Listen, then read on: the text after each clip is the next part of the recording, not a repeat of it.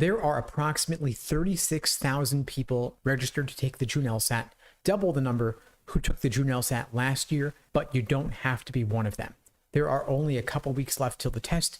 Don't rush it if you won't be ready in time. Of course, I know a lot of you out there are stressed about the changes with logic games being removed, with the June LSAT being the last test containing the logic games, but know that you can conquer the LSAT with or without logic games on your test. Personally, I struggled a lot with logic games back when I was studying, but I also struggled a lot with logical reasoning and reading comp. For those who don't know me, my name is Steve Schwartz. I improved my LSAT score from a 152 cold diagnostic to a 175 on test day, and I've been teaching the LSAT since 2005. Today, I wanted to share with you some of the benefits of delaying your LSAT until after the June test with just the logical reasoning and reading comp sections on the LSAT going forward. You're going to have 2 additional months to study if you take the LSAT in August rather than taking it in June. August LSAT scores come back August 28th, which means you could take the LSAT in August and apply to law school at the beginning of the cycle. The second applications open in September. Law school apps typically open September 1st or September 15th, but applying early matters a lot less than it used to, meaning you could take the LSAT any of August, September, October, or November and still apply perfectly early in the cycle. You could even take the LSAT in January and February and you would not be too late. Applying early matters a lot less than it used to. It's okay to apply a lot later than a lot of folks out there would have you believe.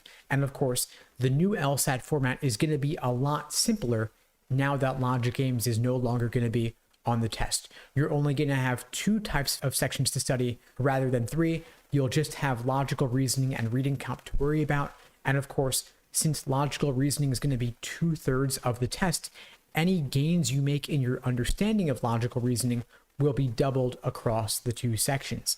Of course, at LSAT Unplugged, we're still covering logic games in our live classes for students taking the LSAT in June, but we're also devoting additional focus to logical reasoning for those who want to give this section more attention, maybe because it's a weak area or because logical reasoning is going to be an extra section of the test, 2/3 of it starting in August. So if you are studying for the LSAT over the summer, if you're considering studying for the LSAT and taking it any of the LSAT dates starting August and beyond, I'm going to recommend, of course, that you start by focusing on mastering the logical reasoning section. Once you do that, everything else follows, and there are actually a lot of similarities and overlap between logical reasoning and reading comp. In fact, some of the harder questions you'll see in reading comp are analogous to a type of question in logical reasoning. For example, you have parallel reasoning questions, strengthen and weaken, for example. Among the toughest reading comp questions, the more inferential ones that require a bit more reading between the lines. And you also have those types in logical reasoning as well. However, I wouldn't start with parallel reasoning. It's a relatively less common type. It's a bit tougher. And since everything is worth the same on the LSAT, I'm always going to recommend that you tackle your lowest hanging fruit first. So if you are studying logical reasoning, whether you're taking the LSAT in June, August, or beyond, make sure that you have mastered the most common question types like necessary assumption, inference, and flaw.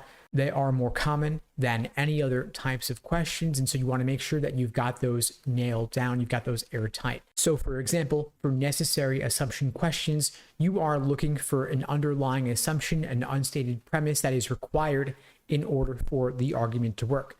This means that you are not viewing the answer choices as containing new information, as some prep companies would have you believe, but rather you are looking for an implicit, unstated piece of information that if you take the argument as given, you are also logically committed to believing. So in other words, if we take the stimulus, the argument, as given, as guaranteed, as not open to question, we are logically then committed to agreeing with all underlying necessary assumptions.